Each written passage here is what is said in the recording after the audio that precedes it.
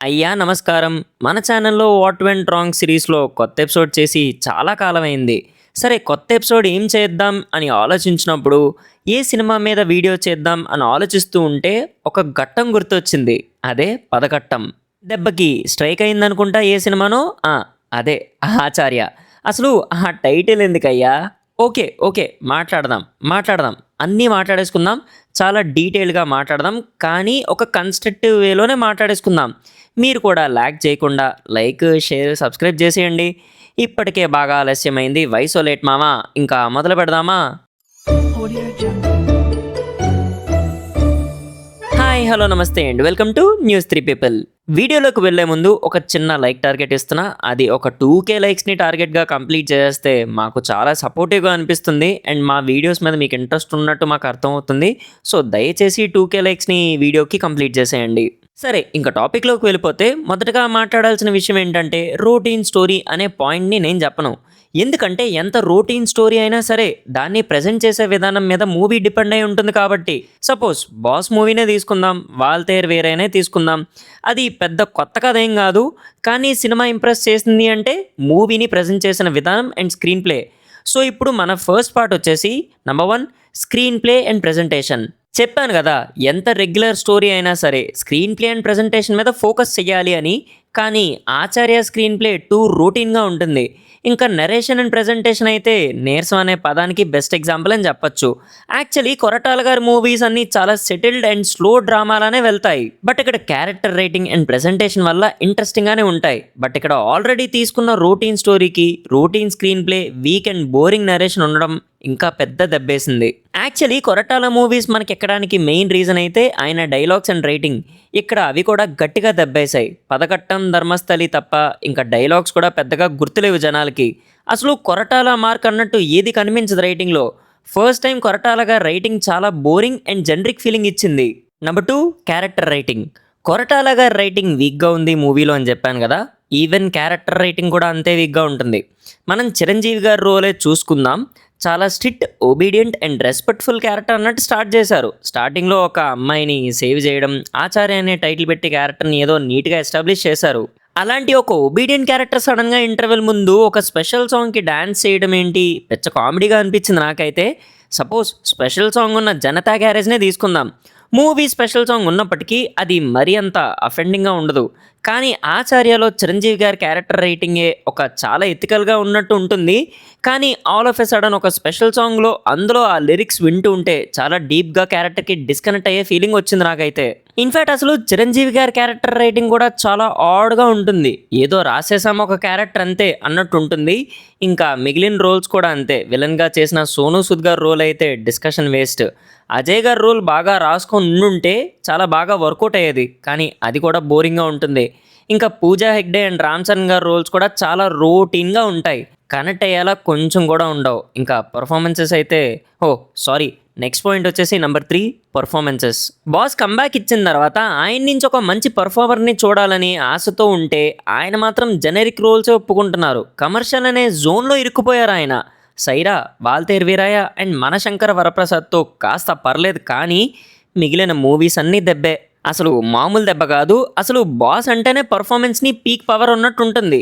కానీ 'ఆచార్య' and 'God ఫాదర్'లో ఆయన performance చాలా నీరసంగా ఉంటుంది. మిగిలిన రోల్స్ కూడా అంతే. ఎక్స్టెండెడ్ క్యామియోలో ఉన్న రామ్ చరణ్ గారి రోల్తో సహా. క్యామియో అంటే గుర్తొచ్చింది నెక్స్ట్ పాయింట్ నెంబర్ 4 మార్పులు చేర్పులు. ఒకటి, బయట రూమర్స్ ఉన్నాయి వేలు పడింది, దానివల్లే ఇదంతా అయింది అని. మేబీ వేలు పడే ఉండొచ్చు, సజెషన్స్ ఇచ్చే ఉంటారు. కానీ దానివల్ల కథలో మార్పులు రావడం, జస్ట్ క్యామియోగా ఉన్న క్యారెక్టర్ ఏమో ఎక్స్టెండెడ్ క్యామియో అవ్వడం, ముందు రాసుకున్న కథలో ఇంత చేంజెస్ తీసుకొని రావడం వల్ల రైటింగ్ స్టేజెస్లోనే పెద్ద ఇష్యూ వచ్చిందనుకుంటా. అయినా ఆ రోల్కి రామ్ చరణ్ గారిని తీసుకోవాల్సిన అవసరం ఏముంది చెప్పండి. చాలా నార్మల్ అండ్ సింపుల్ రోల్. పోనీ ఆ రోల్ డెత్ సీన్ ఏమైనా ఇంపాక్ట్ క్రియేట్ చేసేలా ఉందా అంటే సింపుల్గా చచ్చిపోతారు. ఇంకేముంది ఇంపాక్ట్ క్రియేట్ చేయడానికి అక్కడ.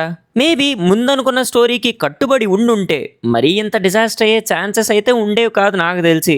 చేంజెస్ వల్లే సినిమా అస్సామైందనుకుంటా. ఇప్పుడు point number 5 art and music. మూవీలో సాంగ్స్ కొంచెం పర్లేదు కానీ బీజిఎం అయితే పడుకోబెట్టేసింది మూవీని. బీజిఎం చాయిస్ చాలా వీక్ అనిపించింది. అసలు ఎలివేషన్ సీన్స్లో బీజిఎం కీ రోల్ ప్లే చేస్తుంది ఆ సీన్ లేపడానికి. కానీ ఇక్కడ బీజిఎం పూర్తిగా పడుకోబెట్టేసింది. ఇంకా ఆర్ట్ వర్క్ అయితే టూ ఆర్టిఫిషియల్గా అనిపించింది. చాలా ఇరుకు ప్లేస్లో షూట్ చేశారేమో అన్నట్టు కూడా అనిపించింది. కొంచెం కూడా రియలిస్టిక్ ఫీలింగ్ ఇవ్వలేదు. అందులోనూ పదగట్టం పదగట్టం అని పదే పదే రావడం ఆడియన్స్కి ఇంకా చిరాకు వచ్చేలా చేసింది. అండ్ ఇప్పుడు the most important point, de-ageing. Back షాట్లో చూపించి క్లోజ్ చేయాల్సిన షాట్ అది. అదేదో చేసేద్దామనే ఆతరంలో డిఏజింగ్ టెక్నాలజీని వాడి యంగా చేసేయాలి అని ఏదో ప్రయత్నించారు. తీరా చూస్తే తుస్సుమంది. తుస్సు కాదు, టోల్ మెటీరియల్ అయిపోయింది. అసలు ఎడిట్ టేబుల్‌లో అయినా ఎలా ఓకే చేశారండి ఆ షాట్‌ని? చూసినప్పుడైనా కొంచెమైనా డౌట్ రాలేదా మీకు? నాకింకా డౌటే అది. Point number 6, emotions. నీరసంగా ఉన్న సినిమా చూస్తే ఎమోషన్ ఎక్కడి నుంచి వస్తుంది? అసలు సిద్ధ చెప్పడం వల్లే కదా పదగట్టానికి వస్తారు. అప్పుడు సిద్ధ ఎమోషన్ ఎంత స్ట్రాంగ్‌గా ఉండాలి?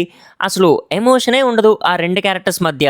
ఇంకా పదగట్టం అండ్ ధర్మస్థలి అనే ప్రాంతంలో సమస్య అంటే అక్కడ జనం బాధపడే బాధకి మనం డీప్గా కనెక్ట్ అవ్వాలి. అయ్యో పాపం అనే ఫీలింగ్ రావాలి. అంతేకాని అయితే ఏంటి అనే ఫీలింగ్ కాదు. అవును, ఇబ్బంది పడుతున్నారు సరే, అయితే అన్నట్టు ఉంటుంది కానీ పాపం అనే ఫీలింగ్ ఎక్కడ ఉండదు మనకి. అంటే ఎమోషన్ పెంచడానికి చాలా ట్రై చేశారు కానీ అస్సలు వర్కౌట్ అవ్వలేదు. ఇంకా చిరంజీవి గారి క్యారెక్టర్ మోటివ్లో కూడా ఒక సాలిడ్ మెన్షన్ ఉండదు. చెప్పాను కదా, చరణ్ అండ్ చిరు క్యారెక్టర్స్ మధ్య బాండ్ ఎక్కడ కనెక్ట్ అవ్వలేదని. ఇంకా ఎమోషన్ ఏం వర్కౌట్ అవుతుంది చెప్పండి. ఇంకా మిగిలిన పాయింట్స్ చూసుకుంటే సినిమా అసలు ఏ టైం లైన్కి సంబంధించింది అనే క్లారిటీ ఉండదు. 90s అన్నట్టే ఉంటుంది కానీ ఆ ఫీలే మిస్ అవుతుంది. సిటీ బ్యాచ్ సీన్స్ కూడా తక్కువే ఉంటాయి. అండ్ ఆచార్య అనే టైటిల్ ఎందుకు పెట్టారు? ఆయన ఏమైనా టీచరా? కాదు. పోనీ ఆయన ఏమైనా గ్యాంగ్లో ఉన్న వాళ్ళని దారిలో పెట్టే పర్సన్ అది ఇది అంటే ఆచార్య అనే టైటిల్కి జస్టిఫికేషన్ ఇచ్చేలా ఆయన క్యారెక్టర్ని రాసుకున్నారా? సీన్స్ పడ్డాయా అంటే లేవు. మరి ఆచార్య అనే టైటిల్ ఎందుకు వచ్చింది? మేబీ ముందనుకున్న కథ పరంగా ఆచార్య అనే టైటిల్ సెట్ అయి ఉంటుందేమో, కానీ చేంజెస్ చెడగొట్టేశాయి అని నా డౌట్. మరి మీరేమంటారు? అయినా మర్చిపోయా, కాజల్ గారు రోల్ ఎడిటింగ్లో లేపేస్తేనే ఇంకా బోర్ కొట్టింది మూవీ అంటే, అది ఉండుంటే వామో ఊహిస్తేనే భయంకరంగా ఉంది. సో ఫైనలీ ఇది దా వాట్ వెంట్ రాంగ్ విత్ ఆచార్య అని నాకు అనిపించిన పాయింట్స్. మరి మీకు సినిమా ఎందుకు వర్కౌట్ అవ్వలేదు అని అనిపించిన పాయింట్ ఏమైనా ఉంటే కింద నాకు తప్పకుండా కామెంట్స్లో చెప్పండి. అండ్ ఈ వీడియోని మీ ఫ్రెండ్స్ అండ్ ఫ్యామిలీలో ఎవరైనా ఆచార్య ఎందుకు వర్కౌట్ అవ్వలేదు అనే ఫీలింగ్తో ఉంటే వాళ్ళతో షేర్ చేయండి. అండ్ వీడియో బిగినింగ్లో చెప్పినట్టే తప్పకుండా ఈ వీడియోకి 2K లైక్స్ టార్గెట్ కంప్లీట్ చేయండి. That gives us a huge motivation to do the next videos. తప్పకుండా మీరు చేస్తారని ఆశిస్తున్నాను. అండ్ ఈ వీడియోని ఇంకా లైక్ చేయకపోతే లైక్ చేసి, కామెంట్ చేయకపోతే కామెంట్ చేయండి. మళ్ళీ ఇంకో కొత్త వీడియోతో మళ్ళీ మీ ముందుంటా. Until then take care and bye by.